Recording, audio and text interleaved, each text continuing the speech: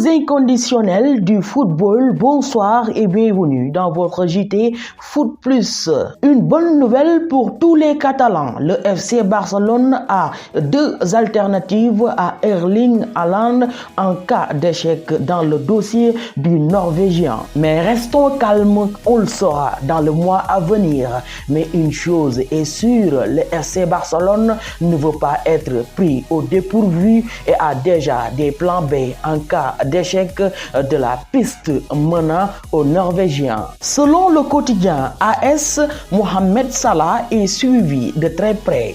Juan Laporta a promis à Xavi l'arrivée d'un top joueur en attaque et des premiers contacts ont déjà eu lieu avec l'entourage de l'Égyptien. Donc le Barça serait prêt à miser gros sur l'ancien de la Roma qui n'a toujours pas prolongé avec Liverpool et qui coûterait entre 60 et 70 millions d'euros. Et ce n'est pas tout, puisque selon ce même journal et la Cadnasser, le Barça n'oublie pas Robert Lewandowski.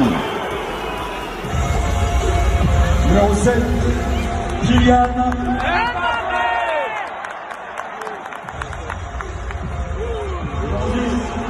Da Silva Santos Junior. Et numéro 30, Léo.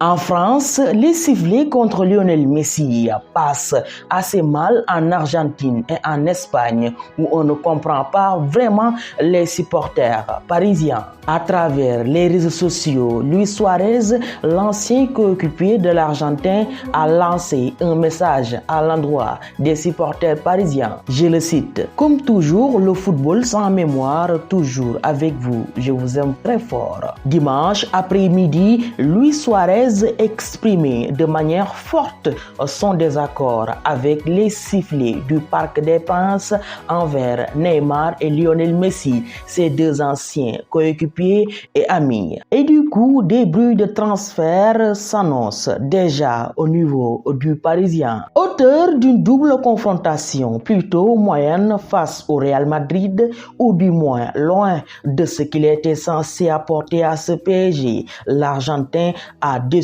beaucoup de monde et des sources annoncent déjà le retour de l'Argentin vers le FC Barcelone. Et une autre bombe, car selon le journaliste espagnol Antonio Romero, Sergio Ramos aussi regrette d'avoir quitté le Real Madrid l'été dernier pour rejoindre le Paris Saint-Germain après l'élimination du club de la capitale en Ligue des Champions mercredi dernier face au Real, a déclaré le chroniqueur dans l'émission Radio Carrusel Deportivo. Et pour terminer, parlons de Nabil Fekir, le joueur du Real Betis, au cœur de la polémique. Expulsé lors de la victoire de son équipe face à l'Athletic, Nabil Fekir est au cœur des débats en Espagne où on se range plutôt de son côté. Un sale geste, mais qui se comprend. C'est comme ça que l'Espagne juge le carton rouge de Nabil Fekir lors du duel entre le Betis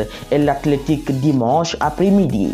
Sur le flanc gauche, le Français s'est permis de jongler. Résultat, un joueur basque est venu lui mettre un taquet. Agacé, puis Iker Munier est venu le provoquer alors que l'ancien de l'OL était au sol. Ce dernier lui a adressé ce qu'on appelle plus communément une balayette et a écopé d'un carton rouge difficilement contestable dans la foulée. Et voilà, c'est la fin de ce JT Foot Plus. Nous vous donnons rendez-vous pour un autre numéro pour plus d'informations de vos championnats et joueurs préférés. N'oubliez pas de vous abonner et d'appuyer sur la cloche de notification pour recevoir toutes nos vidéos.